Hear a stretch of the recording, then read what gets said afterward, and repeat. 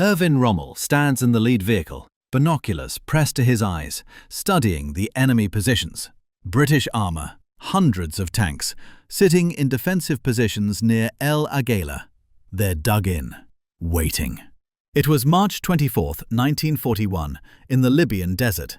His staff officers expect him to pull back. Instead, he issues an order, "We attack at dawn." His officers think he's insane. They have 50 tanks. The British have 200. They're outnumbered 4-1. Supply lines are stretched thin. High Command explicitly ordered them to hold defensive positions. Rommel attacks anyway. 6 hours later, British forces are in full retreat. Rommel's tanks have punched through their lines, outflanked their positions, and sent them running back toward Egypt. This is the question that haunted every Allied commander in North Africa. How did one German general keep winning battles he should have lost? What made ordinary soldiers perform impossible feats under his command? The answer isn't in tactics manuals or leadership seminars. It's in moments like that March morning, moments when Rommel showed his men what leadership actually looks like. But to understand the Desert Fox, you need to understand where he came from, because Rommel's story starts with rejection. 1909, Stuttgart, Germany. An 18-year-old applies to join the Imperial German Army. His name is Erwin Rommel, son of a schoolmaster. No noble blood, no military pedigree, no connections. He wants to join the prestigious Artillery Corps. They reject him. He applies to the Engineering Corps. Rejected again. The German military runs on aristocracy, and Rommel has the wrong last name. So he ends up in the 124th Infantry Regiment, the branch for commoners, the place where careers go to die. Rommel takes that rejection and turns it into rocket fuel. October 24, 1917. Caporetto, Italy. The Battle of Caporetto. Lieutenant Rommel leads his mountain troops through impossible terrain, steep cliffs the Italians think are impassable. His unit of 150 men moves through fog and darkness. They emerge behind Italian lines at dawn. What happens next enters military legend. Rommel doesn't wait for reinforcements. He doesn't send for orders.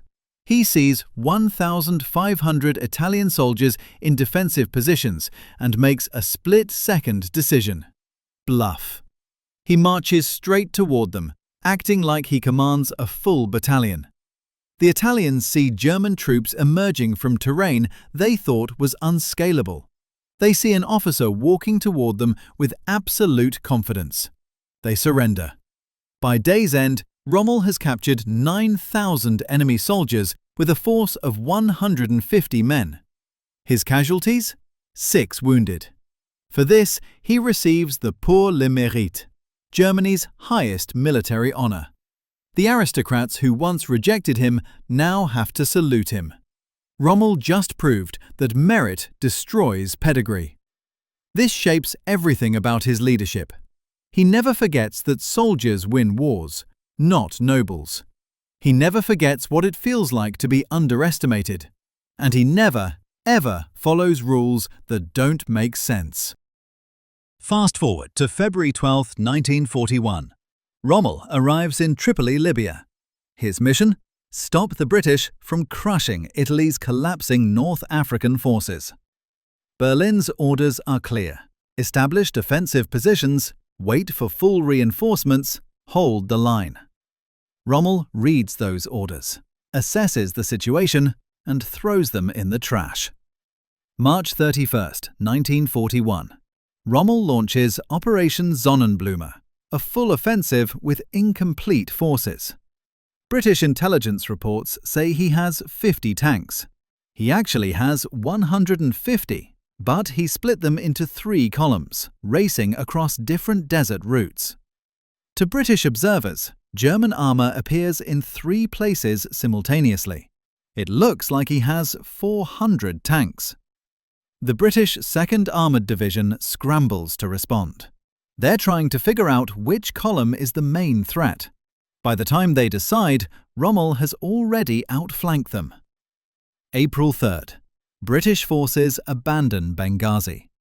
April 6th, Rommel cuts off the British retreat at Derna. April 11th, his forces reach Tobruk, 600 kilometers from where they started just 11 days ago. 600 kilometers in 11 days, through desert terrain, with limited fuel, against numerically superior forces. While British generals sit in headquarters 50 miles behind the front lines, Rommel is in a Fieseler-Storch reconnaissance plane flying over enemy positions. While they wait for intelligence reports from yesterday, he's watching British movements in real time. May 27, 1942, the Battle of Gazala. This is where you see Rommel's leadership philosophy in pure form. British forces have 850 tanks. Rommel has 560. The British are dug into prepared defensive positions called boxes, fortified strongpoints with minefields and artillery. Conventional military wisdom says you don't attack fortified positions when you're outnumbered. Rommel attacks. But here's the genius. He doesn't attack where the British expect. He sends a diversionary force toward the northern boxes, while his main force, 3 armoured divisions, sweeps south through terrain the British think is too difficult for tank operations. 3 a.m., May 27th. Rommel's panzers move through darkness. No lights, radio silence. They navigate by stars and compass. Dawn breaks. British forces in the northern boxes brace for the expected attack. It comes, but it's a feint. The real hammer blow falls on their southern flank. Rommel's 3 divisions smash into the rear of the British defensive line. British commanders panic. Their carefully prepared positions are now facing the wrong direction. By the time they pivot their forces, Rommel has penetrated deep behind their lines. But then, everything goes wrong.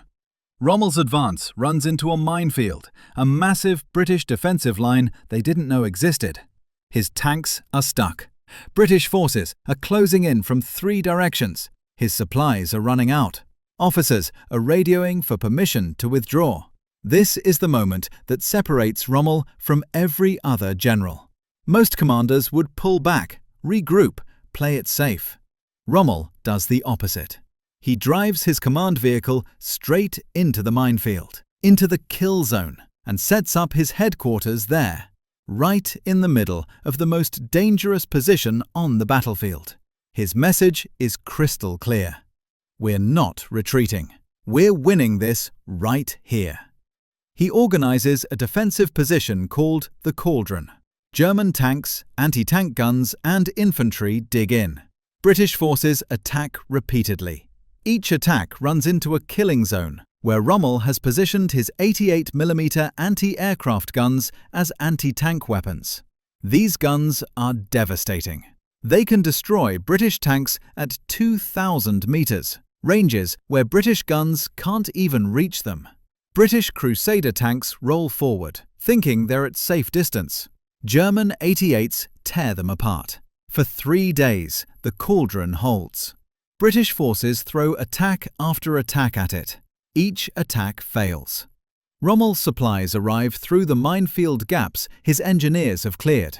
He goes from trapped to resupplied to counter-attacking, all within 72 hours. June 6th, Rommel breaks out of the Cauldron and smashes the British positions from behind. The Battle of Gazala becomes a decisive German victory. British forces lose 50,000 men and retreat to Egypt. Rommel captures Tobruk, the fortress that held out for 241 days in 1941, in just 24 hours. His soldiers just watched their commander turn a potential disaster into a legendary victory through sheer audacity. How do you not follow a man like that? But here's what his soldiers don't know. Here's the secret that British intelligence won't discover until mid-1942. Rommel isn't just tactically brilliant. He's reading the British playbook in real time. Unit 621, Rommel's Signals Intelligence Battalion under Captain Alfred Seebohm, intercepts British radio communications daily. The British have terrible radio discipline. They use the same codes for weeks. They broadcast in clear text when they think they're alone. But the real goldmine is sitting in the American embassy in Cairo. Colonel Bonner Fellers, the American military attaché, sends detailed reports to Washington about British forces. Troop positions, tank numbers, supply levels, battle plans. He has access to British High Command briefings, and he reports everything. German intelligence intercepts every single transmission. They decode them using the black code they've already cracked. Within hours, those reports land on Rommel's desk. He calls it Die gute Quelle, the good source. It's better than good. It's like playing chess when you can see your opponent's next 3 moves. That reckless attack at Gazala? Rommel knew exactly how many British tanks were in each position and which commanders were likely to hesitate. This advantage lasts until June 29, 1942. British commandos raid Rommel's headquarters during the First Battle of El Alamein. They capture Captain Seebom. They seize Unit 621's documents. The intelligence pipeline shuts down immediately. Allied forces change all their codes. Fellers gets recalled to Washington. Rommel loses his crystal ball. But by then, he's already built a legend. His soldiers have watched him win impossible battles for 18 months straight. They believe in him with religious faith. August 31st, 1942. The Battle of Alam el Halfa. Rommel's last major offensive in North Africa. He's sick. Stomach illness and exhaustion have him barely functional. He's supposed to be in Germany on medical leave. Instead, he's in a command vehicle in the desert because his men need him. His Afrika Korps is down to 200 operational tanks. Fuel supplies are critical. The British under Montgomery have 700 tanks and complete air superiority. Every tactical indicator says this attack should fail. Rommel attacks anyway because his soldiers expect him to, because they've seen him turn worse situations into victories. The attack fails. British positions hold. Rommel's forces take heavy casualties. For the first time in North Africa, the Desert Fox is stopped cold.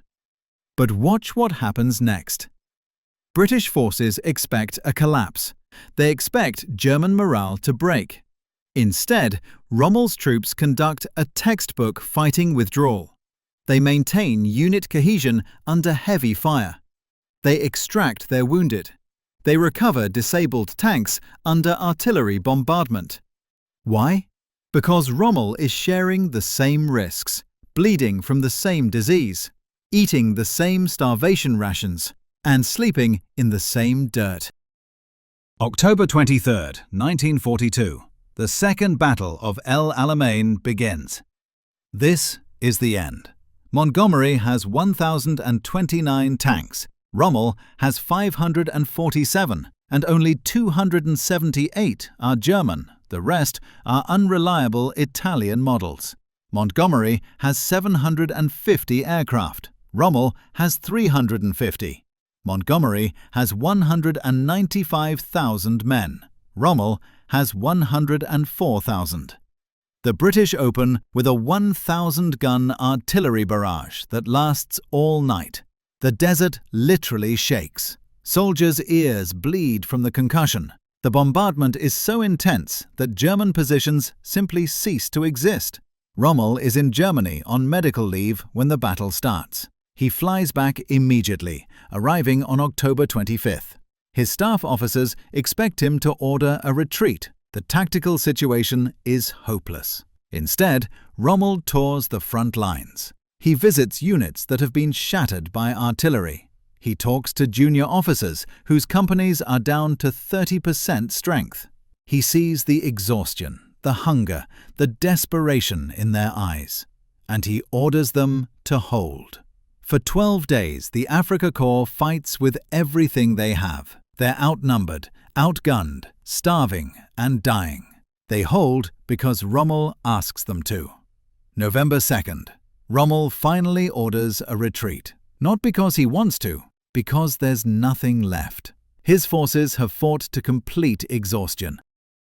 The retreat is 1,400 miles from El Alamein all the way back to Tunisia. It takes 3 months. The Afrika Korps is pursued by overwhelming British forces the entire way. They should collapse. They should surrender. They should break. They don't. They conduct one of the most disciplined fighting retreats in military history. They maintain unit cohesion. They fight rearguard actions.